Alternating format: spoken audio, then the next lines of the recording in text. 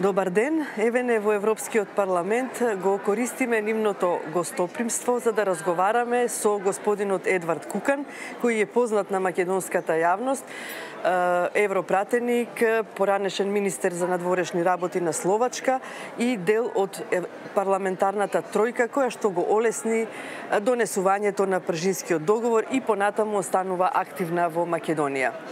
Mr. Kukan, thank you for coming to this interview. Thank you for inviting me. You met the delegation from VMRO DPMNE, the president, the new president, but I have to ask the first question. I will go straight to the point. More than 35,000 amendments to the language law. In your long political career, have you already met this important numbers of amendments in the parliament, in parliaments in Europe? What they want, I don't know if they want to go to the Guinness Book or just block the parliament. What's the purpose of all this? No, to answer directly your question, no, I have never seen 35,000 amendments. I know that what's VMRO presented for the language law in the parliament, but the positive thing is that they return to the parliament in order to participate in the discussion, which we very much encourage. As you know, that law is very much contradictory, and I think that this was the first measure or first shot in this debate, because I think that once they are participating and once the meaningful dialogue starts, I think that they will be much more realistic, because if you want to achieve compromise, then it's too bad to start with this kind of number of the amendments. What would you advise to the government majority and in the Albanian coalition partner in the government?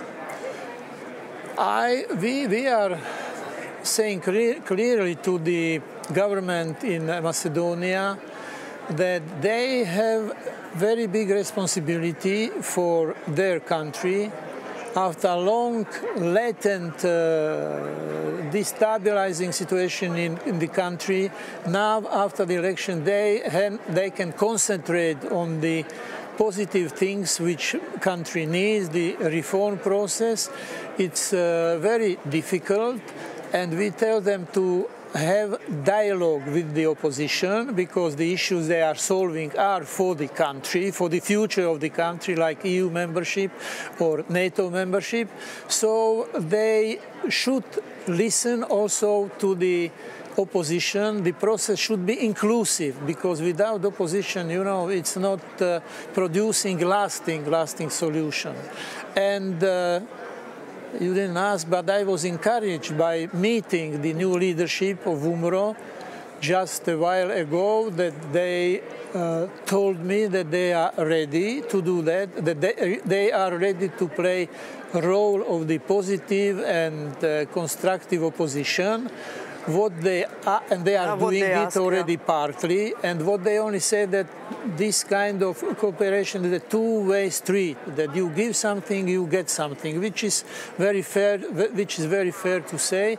And if you notice, the new president of the party met in the format of 4 state representative president, prime minister, Ali Ahmeti and Mr. Hrickovsky last Saturday, when they were discussing how to proceed with the name issue. And I was assured that they are going to participate also in the work of the parliament, and they are fully aware of what we are telling the message to them, that you are opposition. You should be in some issues constructive and positive opposition, and you should play your positive role in the future development of the country. Do they tell you, do they have a solution from this problem of the amendments and the language law? Of the amendments and language law, we have not discussed it in details. But for me, the most important thing is that they are ready to open dialogue. not only on this issue, but also other so-called reform laws. They said to the government that two of them, they don't have any amendments, and one more is discussed in a working group which was established with the participation of government and the opposition. So at least this kind of fragments of the normal cooperation between government and the opposition appears to be there now. So Macedonia can hope a political consensus on a lot of questions. Well, it's very demanding. What you said, the political unity in many issues, but opposition will remain opposition and government will be government, and we don't expect that they are going to embrace and kiss each other every day.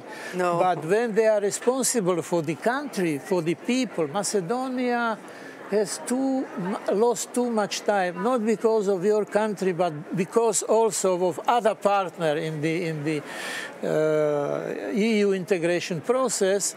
And to be a candidate country for 10 or 12 years, it's way too long. So we all hope that this new situation in the country will contribute to the fact that the country is going, I will be very bold now to say that, get this date for starting the official accession negotiations, because that would be concrete result which would put or push the country forward. Well, it's a long overdue. I have just one more question on this language law. Was it urgent to adopt this language law? Because having in mind that we have the strategy of the Commission, in April the annual report of the Commission, in May a summit in Sofia, in June in Brussels, Macedonia is hoping to start negotiations, and there are a lot of reforms that should be in priority. Yeah. Yes. In that sense, I fully agree with you that the next month will bring many important issues with the enlargement process in the Western Balkans. And Macedonia, there are good feelings, I would say positive feelings on Macedonia in all three EU institutions. So what we need from the country is concrete results in this adopting the new laws which are dealing with the reforms, the implementation of the reforms, and of course the language law is very important law, I would say substantial, basic law. So if this is achieved in Macedonia, I understand that all the politicians fully understand that, that would be very big, helpful step for the EU institution to give the country what it really deserves. So we are not heading into a new political crisis? Well, I don't have that feeling. I don't want to be too optimistic, but on the contrary, I think that time for a realistic political life in Macedonia has come. Last question on Macedonia. This dialogue in the Jean Monnet House in Paris was postponed for March, I think? I would like to explain it to you that I don't think it's a postponement. We have never had the fixed date. We are discussing with our partners all the time the possible dates. So I think that it will happen soon, but I understand that some issues should be sorted out, because as I understand, the population in Macedonia think that it's about the name issue. No, not at all. So some issues should be cleared up. It's the dialogue of all political parties represented in the parliament with us in order to cultivate the political culture, the way of compromise. But it has nothing to do with language law or name issue, because it was not perceived like that.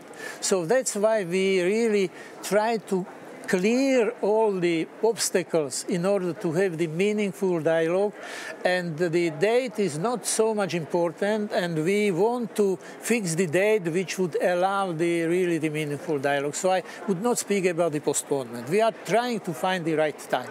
Okay, thank you.